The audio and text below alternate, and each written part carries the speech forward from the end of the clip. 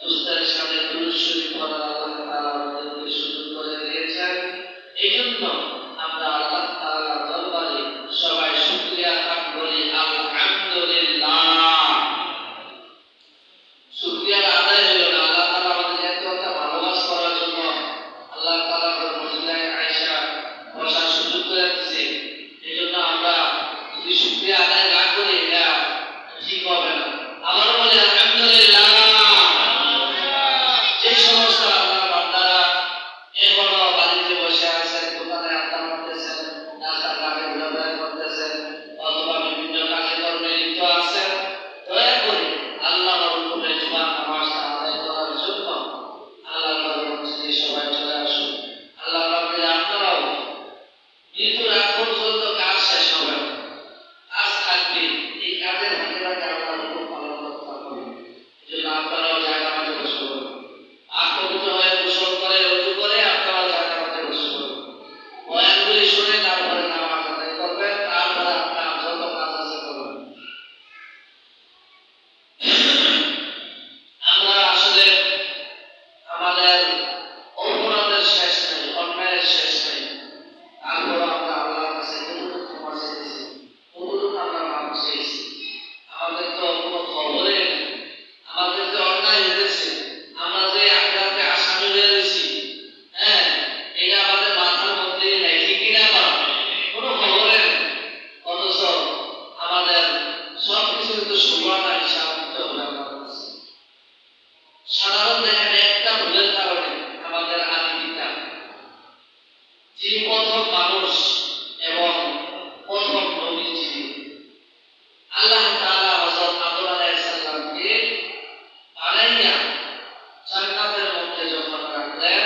রাখার পর আল্লাহ তাআলা বলে দিলেন যে এই বন্ধক যে ফলটা আছে এই ফলটা তুমি খেও না। যখন নিষেধ করে দিলেন, আর যে আমাদের মিস্টার ইংলিশ, যে আমাদের বন্ধুরা শত্রুগণ, আমাদের শত্রু শয়তান আমাদের বন্ধু হতেই পারে না। এই ইংলিশ শয়তানের কাজ হলো শুধু অন্যায় কাজ করানো, ধোঁকা দেওয়া। আল্লাহর বান্দা প্রথম নবী আমাদের আদম নবী, হযরত আদম আলাইহিস সালামকে যখন জান্নাতের মধ্যে রাখলেন, আল্লাহ তাআলা হুকুমে জান্নাতের মধ্যে রইলেন। এবার ওই ইবলীসের ধোঁকায় পড়ে ওই ফলটা যখন খাওয়া শুরু করলেন, আল্লাহর হুকুম তরক করে ফেলেছেন। আল্লাহ তাআলার হুকুম তরক করার কারণে কি বুদ্ধি দিয়েছে দেখেন শয়তানে। তুমি যদি এই ফলটা খাও তাহলে সারা জীবন তুমি জান্নাতের মধ্যে থাকতে পারবা, আর যদি এই ফলটা না খাও তাহলে তোমাকে আল্লাহ তাআলা জান্নাত থেকে বাইর করে দিবে। ভালো বুদ্ধি না খারাপ বুদ্ধি? খারাপ বুদ্ধি দিয়েছে আদম নবী। আদম নবী বুঝতে পারে না শয়তানের ধোঁকায় পড়ে ওই ফলটা যখন খেয়ে ফেললেন, খাইতে খাইতে কিছু খাওয়ার পরে হঠাৎ করে খেয়াল হইল আল্লাহ না নিষেধ করছে এই ফলটা খাওয়ার জন্য, কি করলাম? ভুল করে ফেললাম। আসলে গলার মধ্যে এইভাবে ধরছে, ধরার সাথে সাথে পুরুষের যে এখানে কর্ণটা আছে, কি আছে এখানে? এই যে কর্ণ, এখানে শব্দ পুরুষের সমান আছে, আচ্ছা তাই বড় হয়ে আসতে আসতে সাথে সাথে এই কর্ণটা বাইর হয়ে গেছে। হাতে চাপার পরে এই কর্ণটা আদমের ছিল না। এবার আল্লাহর হুকুম তো তরক করে গেছে। আল্লাহর হুকুম যখন অমান্য করছে, আল্লাহ তাআলা জান্নাতে আদমকে জায়গা দিত না। কি করছে? যে জান্নাতি পোশাক পরা ছিল, ওই আদম নবীর জান্নাতি পোশাক পরাইয়া উলঙ্গ কইরা তারপরে আদম আলাইহিস সালামকে দুনিয়ার জমিনে পাঠাইয়া দিছে। কয় যাও যাও যাও, আর জান্নাতে থাকার সুযোগ নাই। আমি আল্লাহর হুকুম তরক করেছ, বলছি ফলটা খাইও না, তুমি খেয়ে ফেলেছ, আর কি করবো না, জান্নাতে জায়গা নাই, দুনিয়ার জমিনে চলে যাও। আদম আলাইহিস সালামকে হারাইছে একটা শেষ স্মরণ দিবে,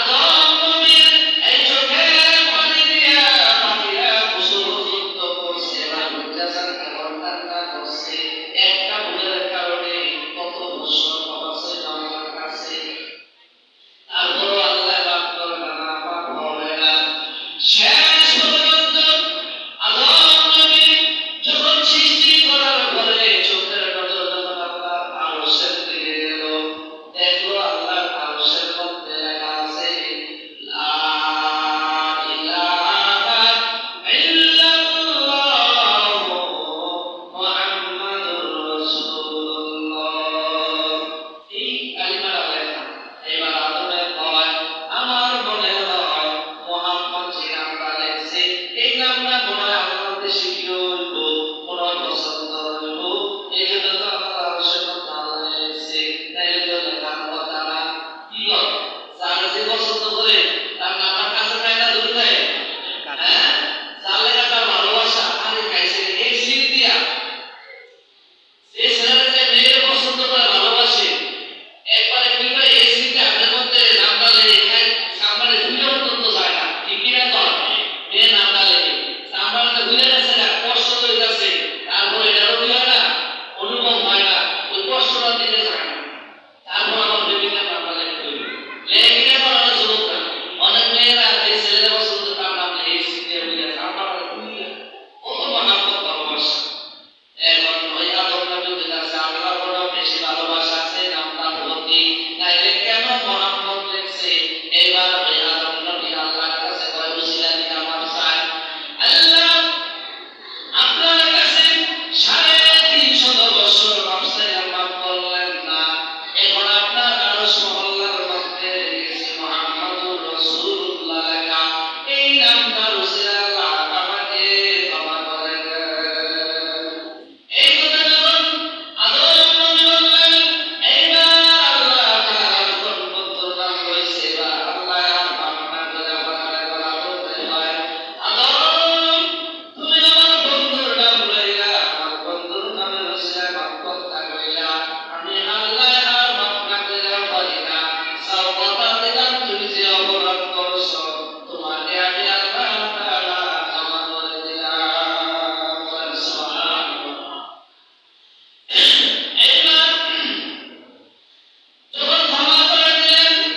সারা পৃথিবীতে কোনো মানুষ নাই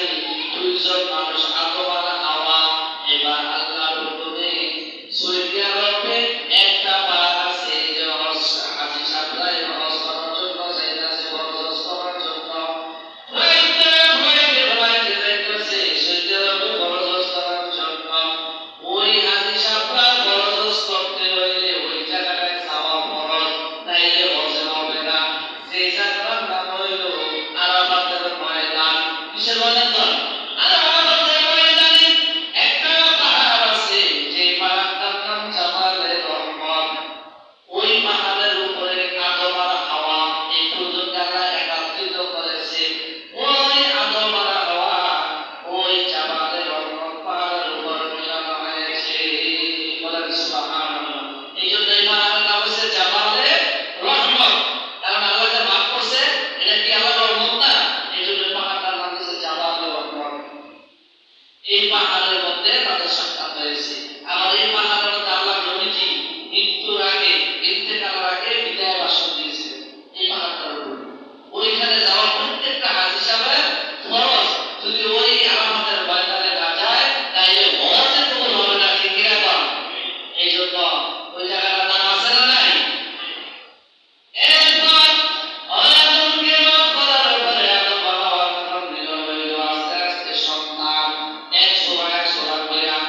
এখন তো মাঝে মধ্যে দুইজন হয় তিনজন হয় 100 হয় ঠিক না কিন্তু আদমের বড় হয়েছে 100 কবুতরের বাচ্চার মতো 100 কইরা একটা ছেলে আরেকটা মেয়ে একটা ছেলে আরেকটা মেয়ে এইভাবে হইতো আর তাদের বাইবেলে বিবাহ শাদী হইতো আগে জায়েজ ছিল এখন বাইবেলে কি হইছে তো বিয়ে শাদী হইছে আল্লাহ সাল্লাল্লাহু সন্তান এখন জায়েজ না জায়েজ এখন জায়েজ না বাতিল বিবাহ করতে না মেয়ে বিবাহ করতে না এটা শরীয়তে এখন নিষিদ্ধ হয়েছে যেমন বলতেছিলাম একটা নাফরমানি করার কারণে একটা ভুল করার কারণে 350 বছর কাটার পরে আমাদের নবীজির নাম নিয়ে যখন মাফ চাইলেন আল্লাহ মাফ করলেন আর আপনি আমি কত বড় অন্যায় করতেছি অপরাধ করতেছি কয়বার মাফ চাইছি আল্লাহর কাছে আল্লাহর হুকুম যে পালন করিয়া এটার খবর নাই ঠিক কিনা কন এজন্য আল্লাহ তাআলার হুকুম পালন করতে হবে শুধু আমাদের নবীজির খাতিরে আমাদের নবীজির উসিলায় এখন সারা পৃথিবীতে আপনার বছরটা একটু কম দেয় কি এখন কম দেয় বেশি দেয় না অন্যান্য নবীর সভায় সেইভাবে বছর দিত এইভাবে এখন দেয় না হালকা হালকা দেয় এবার আসেন 3 বছর দিচ্ছে হযরত নূহ আলাইহিস সালামের সভায় হযরত নূহ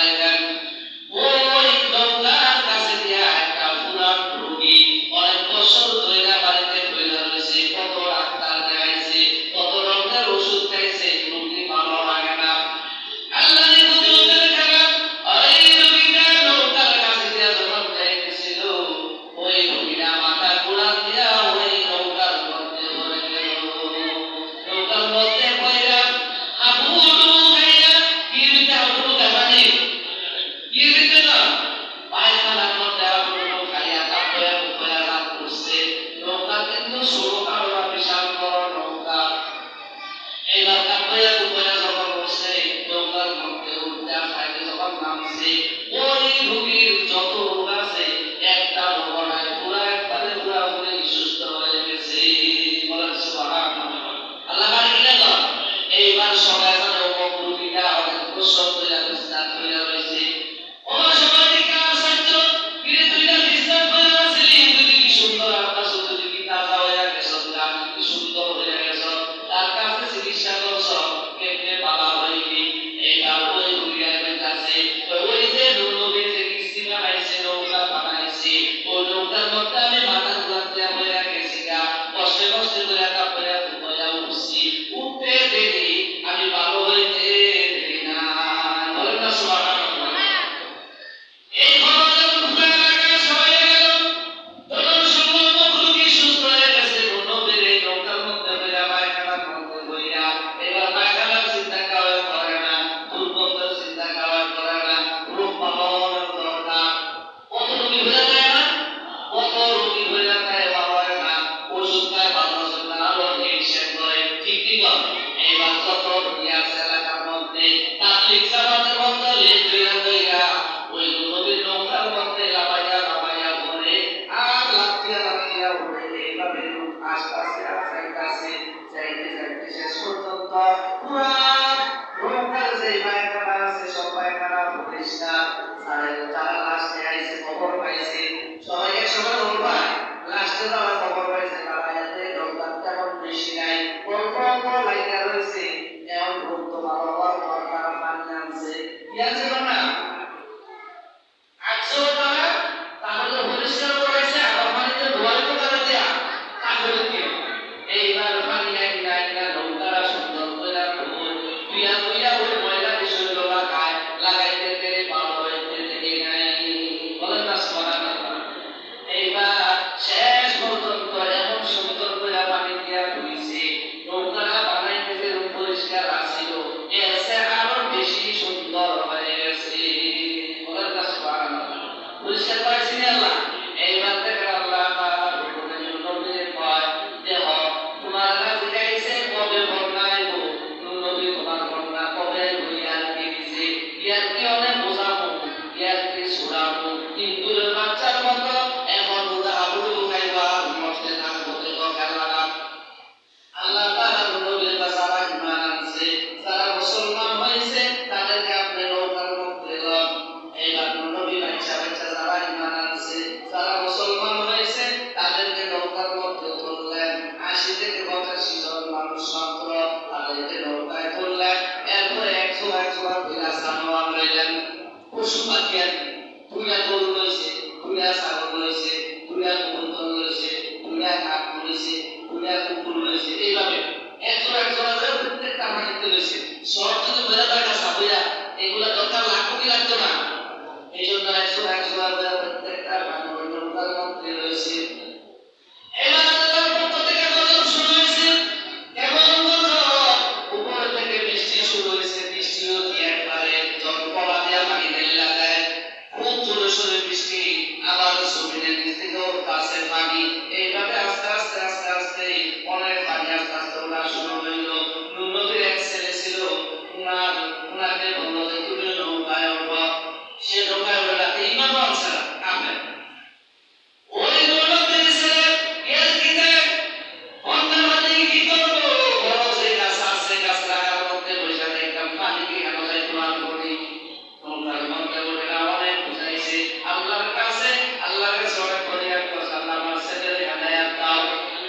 আমার ছেলে সঠিক বুঝ দাও কিন্তু না ওই নবীর ছেলে মানে না কি বললাম কি নাই ইমান নাই কি না ইমানে নাই বিশ্বাস হয় না শেষ পর্যন্ত আল্লাহ তাআলা বলেন আরেকবার যদি তুমি আমার কাছে তোমার ছেলের জন্য আবদার করো তাহলে আমি তোমাকে নবুয়তের থেকে তোমার নামটা কেটে দেব মানে তুমি যে নবী এই নবীর নামটা কি দেবো না কাটা হয়ে যাবো আর দরখাস্ত করবা না তুমি তোমার ছেলের জন্য অনেক দরখাস্ত করেছো সে মানে না তাহলে তার জন্য আর সুপারিশ নাই শেষ পর্যন্ত এমন পানি এইবার যত হয়েছে কইছে তেদিন রাতে আর দিতেছে এই তোমার বন্যা কবে আসবে যখন পানি আস্তে আস্তে বেশি শুরু হইলো তখন বলা মনে লাগতে পারে যখন একবার বেশি হয়ে গেছে ওরা খাই পায় না সাঁতার কাটা শুরু হয়ে গেছে দেওয়ালে ছাদের উপরে উঠতেছে দেওয়ালে লাভাই লাভাই কাছে উঠতেছে কিসের জন্য না পাঁচশোটার জন্য কাছে উঠতেছে ভাইয়া ভাইয়া দেওয়ালে আপনার ছাদের মধ্যে উঠতেছে পানি কিন্তু কি কাছে পান পানি তো মধ্যে আছে একমাত্র নদীটি স্ত্রীর মধ্যে দাঁড়িয়ে উঠাইছে নৌকা যতই মানুষ শুধু পাশে থাকে কোনো ইঞ্জিন নাই কোনো সইল নাই আমরা কি কই সইল না কোনো সইল লাগে না কোনো ইঞ্জিন লাগে না আল্লাহর কুদরতে এই নৌকা যেখানে ঘুরে সেখানে যায় কোনো অসুবিধা হয় না আল্লাহ তাআলা তাদেরকে সবকিছু টাকা করার ব্যবস্থা করে দিয়েছে বলেন না সুবহানাল্লাহ এইবার সব ভিতরে বাচ্চার মতো যত পেটি আছে সব মারা যাইতে শুরু করলো সব মারা গেছে ওই যে ওরা ছেলে নবীর ছেলে সেও কি হয়ে গেছে শুনুন তো এই পানির মধ্যে হাবুডুবু খাইয়া মারা গেছে একমাত্র যারা নৌকার মধ্যে ছিল তারাই বেঁচে আছে আর সব মরছে এইভাবে আল্লাহ তাআলা অন্যান্য নবীর জমানা কি দিছে গজব দিছে এক মহিলা কোন নবীর উম্মত এই মহিলারা নৌকার ভিতরে তো বড় নাই কথা বলতে মহিলারা ইমানদার লড় কথা বড় নাই এবার যখন বন্যা শেষ হয়েছে বন্যা শেষ যদি একটা পাহাড়